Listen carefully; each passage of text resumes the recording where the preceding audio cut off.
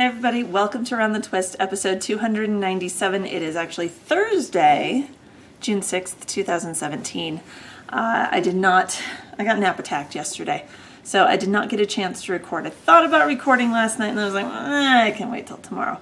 Forgetting, of course, that Thursday, we had several things that I'll get to later. So it's, what time is it? It is about 3 o'clock in the afternoon here. I have a goober, a Phoebe down here. So if you hear whining, it's because I'm not petting her. And yeah, how's everyone's week been? I've got like squat or next to squat for crafting because my parents were out here. It is not their fault that I didn't craft. It is my own fault. I had an opportunity and instead I chose to sit on my butt. So I don't even have coffee today. I haven't even gotten any. I just wanted to get down here and record and get this done. I am so sorry. You guys are going to get 2 episodes in 1 week. I completely, unless you're on iTunes, it completely blew my mind. Not blew my mind, but went out of my head that I hadn't posted the show from YouTube over onto the blog and hadn't posted the link from the blog into Ravelry or into Plurk. If you're still doing Plurk, I still do post there. Everything has been uploaded to YouTube and to iTunes since I recorded last week because it was a short show, like this week's going to be. I didn't finish all the steps, and then we had house guests, and I had literally just finished recording when my parents got here last week. So they headed back to Iowa on Tuesday after the holiday weekend, and they made it back safe and sound. Their dogs are happy to be out of the kennel. So the one thing I crafted, let's talk about what's on my needles. I have one thing, and it is riding around in my cold sheet bag from Tangerine Designs. Shh. I do not have to pet you all the time. No, I don't. Stop with the crazy eyes. Hey. The Dublin Bay socks from my friend Sarah. So these are the Dublin Bay socks by Ryan Morrissey. First sock has been done for a while now. It's got that lovely little lacework detail down the side. Beautiful Eye of Partridge heel that looks fabulous in this yarn, which is from the Cyborgs Craft Room. This is my last skein of the Cyborgs Craft Room. And it is her Asocolate base, a 75-25 superwash merino and nylon blend in her fingering weight. The colorway is called I Cried Aloud at Night, which is a reference to a poem by someone that I'm drawing a blank on, and that's okay. Second sock. I discovered the Great British Bake Off, or Great British Baking Show, whichever way you refer to it as. The master class is now up on Netflix. It's awesome. It's so good. So it's a tie-in to the actual show, the competition show, but it's almost like during the week, if Mary and Paul, 2 of the judges, were able to take over the tent and show how they would have done some of the challenges and show how to appropriately do the technical challenges in the middle. But it's a side of them you two don't see. You kind of see a little bit of the good-natured ribbing on the show, but it's more. It's more in Masterclass. It's so awesome. There was one point, I don't even remember what episode it was or what season, Mary asked Paul to put something in the bowl that already had like dry ingredients. I forget if it was icing sugar or flour or whatever. And he plops whatever this thing is, whether it was a chunk of butter or marzipan or whatever, into the bowl, and it just went foof up at Mary, and she ended up with white flour like all of us do in the kitchen, all down the front of her shirt, and she just grabbed a dish towel off he started laughing. She grabbed a dish towel off the counter, just whacked him with it, and I died laughing. I loved it so much. So this is when I'm watching that, is when I worked on this. I managed to finish the heel. I had started the heel flap on this. Shh, Phoebe. Knitting on a US 1, a 2.25 millimeter needle. So heel flap is done. I finished my heel turn. Doesn't it always feel like magic when you do a heel turn? It's like, I just put a bend in fabric. How awesome am I? I don't know why. Every time I have to stop and look at it and go, why, yes, I just did that. And then I've got the stitches picked up, going up one side of the heel flap, but not the other yet because I'm lazy and I stopped and I was ready for bed. So slowly, now we will be past all the crazy stuff. If I can get through the gusset and then start zooming my way out the foot, these should be done soon-ish. Why are you barking at me? Just lay down. Just lay down. Lay down. Lay down. You're okay. Right there. You're fine. I don't know what your issue is, dog. Oh, scratch. Scratch the chest. Oh, happy spot. Okay. So that's the only thing I've worked on this week. That's it. It's been, I mean, with parents here and wanting to take them to do things and going out on a date night with hubby while they were here to babysit, and it's been a full week. So that's it for what's on the needles. I've kind of started planning, so let's move on to Various and Sundry. Upcoming events. I've got one. Actually, there's two things, but only one you'll see me at in person, perhaps. 2 weeks from this weekend. So let me pull up the calendar. Hang on. Come on. June 10th and 11th. If you're taking classes, those start the 8th and the 9th, is the Estes Park Wool Market in Estes Park, Colorado. I am not taking classes because, of course, I have to work both those days. Never fails. However, I am off that weekend. The road up the canyon, up Highway 34 to Estes Park, is open for the summer, so yay.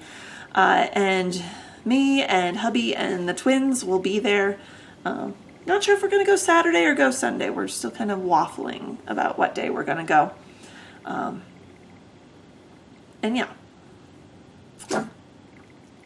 See, that's what happens when you want me to pet you. I get petting too hard and then you hack. Gross. So, Estes Park Wool Market will either be there Saturday, June 10th or Sunday, June 11th, which is also Father's Day. So, we'll see what day we end up going up there. And the other thing coming up in July is Tour de Fleece. I'm not sure of the dates. They are the same as the Tour de France. Actually, hang on. I got a computer right here. Why am I not just Googling? Dates for Tour de France 2017. Oh, it starts the 1st of July and ends the 23rd. So I kind of want to get back to my wheel. I haven't touched my wheel since last summer, and I kind of want to get back to that. Not sure what I'm going to be spinning, but I'll find something. But that's coming up. I'm planning on participating. So if you've never heard of Tour de Fleece, it centers around the Tour de France, the bicycle race. And then it's basically every day that the riders ride, you spin on your wheel. Or in my case, it's kind of like knitting Olympics. I don't participate in the Ravelinics. I do my own version where basically there's days I'm not going to touch my wheel, and those days are going to be the days that I work. It's just the way it is. So every day I'm off of work, I try to spin and I try to get something done during Tour de Fleece. It's 3 weeks. It's 3 weeks. So if you're following it religiously, if the bicyclists have a rest day, you take a rest day. When they're doing the mountain stages is when you're supposed to pick something really challenging and do that for you. Well, I'm only working on the same thing the whole time, so whatever. I'm going to spin on all the days that I am off of work in that span of days in July. And yeah, if you want to join me, please feel free. Show me your knitting. Show me your spinning. I need to go through back there and figure out what I'm going to do. I don't know. I might pull out Millie, maybe. Work on that a little bit. Work on something else that'll be fun. We'll see. I have 2 wheels. I can do both. So those 2 things are coming up. Estes Park Wool Market and Tour de Fleece. The other thing... Okay, so this morning, I was going to get some more knitting done and at least get a couple rounds done on the gusset of the sock. That just didn't happen because... we had promised Gabe we would... So while my parents were here, they had never been inside of a Build-A-Bear. If you've never been to Build-A-Bear, it's basically kind of a stuff-your-own-ish teddy bear store. But there's different things that you can get, and there's different themes. There's clothing for it. There's accessories. There's so many things. Well, my parents had never been in one, so while they were here this last Monday, I took them there so they could see. Tara found Eevee. My kids are into Pokemon. She'd been wanting Eevee the last time we went and they didn't have it. So she saw Eevee, and it's basically you get this unstuffed skin of an animal that looks really sad. And you pull it out of a bin and then you take it over and they try to sell you on sound chips to go inside of it, and a worker helps you fill it at the fluff machine. And then you give it a bath under an air blower, and you can print out a birth certificate, pick clothes if you want. Tara freaked out, would not leave the store without Eevee. So Grandma and Papa bought her an Eevee, which is a type of Pokemon. It looks kind of like a little fox type thing. It's really cute. Gabe wanted Squirtle. They did not have Squirtle. Squirtle is a water type Pokemon. It's one of the original 3 starter Pokemon, if you're into that thing. They said, no, we don't have it, but we're going to have it Thursday, the 1st, today. But they said, if you want it, you have to be here when the store opens because we don't know how fast they're going to go because a lot of people have expressed interest in it. Well, we were there right away. We were actually first in line, but a couple people budged in front of us when the doors opened. Full-grown adults, by the way, budging in front of 3-year-olds. Nice. But Gabe got his Squirtle. Tara wanted a Squirtle, but she had already gotten Eevee, so she had to learn to deal with the disappointment Gabe dealt with on Monday when he didn't get anything and Tara got something. It was very short-lived, don't worry. I don't torture my children. So Gabe got his Squirtle. We did that. We met a friend because the twins are going to be in her wedding as Flower Girl and Ring Bearer. Had to take Gabe to get measured for his little tux. He's going to be adorable. Oh my gosh. Which he freaked out at because he didn't want to try on the try-on suit. He was like, oh, the whole time, freaking out. He'll be fine the day of the wedding. It'll just be, once he gets into it and is able to run around, he'll be fine. We got Tara some new shoes for the wedding and gave a whole bunch of our old baby stuff to this friend as well. And yeah, it was a full morning. And took the kids for a walk. We went out and ate at Cracker Barrel. We had a full morning. Yeah. So it's been crazy. So now it's 3 o'clock. The kids are finally down for naps. Hubby's napping. Phoebe's finally given up the ghost down here and is snoring. And I might actually have some time to knit a little bit. So, little flail goober. It's okay. So let's see. Should we do a really quick? Let's do one question out of the Any Questions thread over on Ravelry. If you have anything you want to ask me within reason, please go over there and post. It is stickied at the top. However, no one's posted in a while, so you might have to open the full group thing if you use the smaller windows on your regular thing. It's like after no one posts for like a month or 3 months, the stuff drops off. But if you go to the main page, just click on the group name at the top of the group and it'll take you and open it up. It's stickied at the top. It's called Any Questions. Ask me some stuff. We're running out of questions. Otherwise, this thread's going to die. So, first question. This was from about a month ago from KPAR62. Do the twins ever try to mimic your crafting? I know you're pretty busy when they're awake, so they may not see as much as I'm assuming. Yeah. A little bit. They've gotten into my stuff and unraveled enough things that they know they don't touch Mommy's knitting. They'll just come over and she'll be like, are you doing your knitting? And it's like, yep, it's Mommy's knitting. Oh, fun. And then they toddle off, and that's about it. I haven't really had the wheel out with them around because, again, moving parts, little fingers getting whacked, it's not pretty, and I don't want to deal with the tears. And, yeah. So not a whole lot. I'm trying to teach them, like, the dangerous bits, like in the crafting room when I was sewing Tara's little reversible dress about the sewing machine, what parts are sharp, that the needle moves up and down and can poke their finger.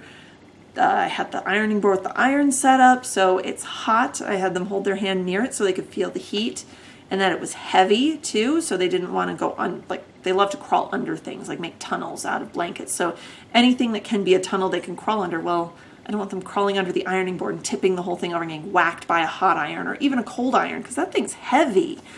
So kind of trying to educate them on the dangers and pitfalls, I guess, of Mommy's crafting stuff. And when they express interest when they're a little older, I can't even get them to color right now. So, it is what it is. Maybe they'll show a little more interest when they're older. So, think that's it. I'm going to cut this short this week because that's my mom trying to call. And I will see y'all next week. And until then, happy knitting.